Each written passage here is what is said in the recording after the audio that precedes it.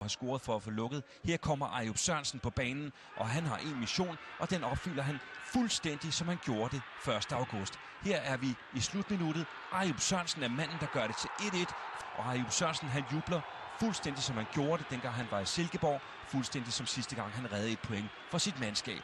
Og jo, så lad os da lige gense, hvor identisk den her scoring i virkeligheden er netop for Lyngby. 1 point reddet i allersidste sekund af samme mand. Det er der kun en ting.